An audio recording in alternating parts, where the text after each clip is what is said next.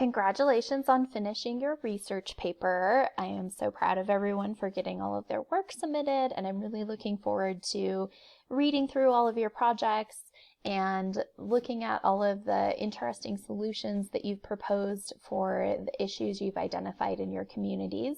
So I will be working on grading your Writing Project 3 final drafts throughout this week, so be sure to keep your eyes peeled for feedback and information from me in your grade center here on Moodle regarding that score for your class, for that assignment.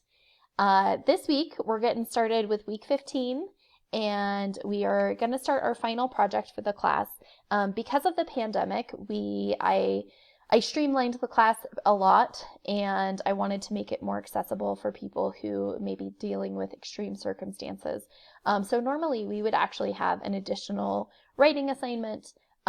However, this semester I decided to forego that in the sake of trying to be respectful of everyone's different situations. So in this week, week 15, we're actually going to get started with the final reflective letter. And I will talk a little bit about that, but basically you can see you're going to read the final reflective letter assignment sheet. There's also a sample reflective letter on Moodle, and then basically for the next, from now until Sunday, May 10th, you have to work on the final reflective letter and to polish it and make it as good as you want. So there is a potential opportunity for you to finish up the class a little bit early if that's something that you're looking for, or if you need a little bit of time to decompress after writing the research paper, you do have a little bit of time before this final project is due. So there's some flexibility in here for these extreme circumstances that we're working in at this time. Excuse me. So let's talk about this final reflective letter. In this reflective letter, basically what I'm looking for from you is to do some reflection on how you've grown as a writer this semester. And I think that this is a really important thing to do in the writing process, and it often gets overlooked because we're so rushed. A lot of times we have so many things going on, and we have different assignments and different classes, and all of that takes time, and we don't really stop to think about our writing process, which is really kind of how we grow as writers. So I built this assignment into the class in order to kind of ask you to think about some of these things in a way that will hopefully help you grow and develop as a writer and as a student, and also maybe kind of as a person. So as I said, the final reflections are due on the 10th, and that's a pretty firm deadline, so please be sure to plan to get the assignment submitted on time. And it's a comprehensive reflective letter, which is designed as a letter, so you'll be addressing it to me, and it's designed to show what you've done and how you've grown as a writer, not just by saying it. So let's talk a little bit about what that means and how it will look. So there are three different components. Four different kind of categories that you'll be asked to reflect on: self-knowledge, content knowledge, writing knowledge, and then critical knowledge or judgment. So let's talk a little bit about each of these categories. You'll notice that in each of these categories, I've given you some helpful suggestions to get started with. So as a pre-write or as a drafting phase, one of the things that I would encourage you to do is just go through and sit down and answer some of these questions. And that will help you start to develop the content for this letter. So self-knowledge really means your awareness of how you're developing as a writer. So what did you learn about yourself? What kinds of changes did you make to your writing process? How did you approach the different projects, if there were any ways? How did your writing process change once our class structure kind of changed because of the pandemic?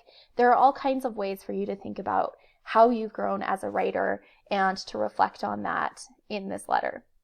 The second category is content knowledge. So this refers to what you've learned about the different subjects that you've written about this semester. So early in the semester, we wrote a literacy letter. We had an iSearch essay. You read a variety of different things. You read some academic kind of textbook stuff. We also read some short stories. So what kinds of things did you learn? As well, you have been doing research on your topic for quite some time now. So what was most interesting to you about what you learned? Also, you've been engaging with your peers on discussion posts. So maybe there was information that was presented in those discussion posts that was interesting and engaging in a new way to you. So this is where you talk about that, the content that you learned. Also, you can talk about what you learned about the content of writing. Like maybe you didn't know what a thesis statement was before, and this class helped to clear that up for you. The third section is writing knowledge. So writing knowledge refers to the choices you make as a writer when you consider both your audience and purpose in the persuasive moves of other writers. So this asks you to think about yourself as a writer and the choices that you make. So what did you learn about writing this semester? Both by writing your essays and considering the writing of others. We had the chance to engage in some really good peer review activities. What have you learned about the rhetorical demands of audience, purpose, and genre, and how has that knowledge affected your writing and reading practices? We talked early on about paying attention to who the audience is and knowing the purpose of your essay or knowing the purpose of the writing in order to be able to communicate. And which of the choices in the portfolio, or sorry, the letter, are most reflective and why? Most effective and why? The final section is critical knowledge or self-judgment. And this refers to your awareness of significant strengths and weaknesses in your writing. You should also identify what you like or value of the writing in your portfolio and explain why. So this basically just asks you to think about things like, which do you think is the best paper you wrote this semester? How has your ability to identify strengths and weaknesses changed? What role has peer, instructor, or other reader feedback had on the assessment of your work? What are some important things to work on as a writer? How do you think you'll utilize this information in the future? Just thinking about what you learned, how you learned it, how it's changed your process, and how it may be helpful for the future. So in this assignment, it refers to a portfolio.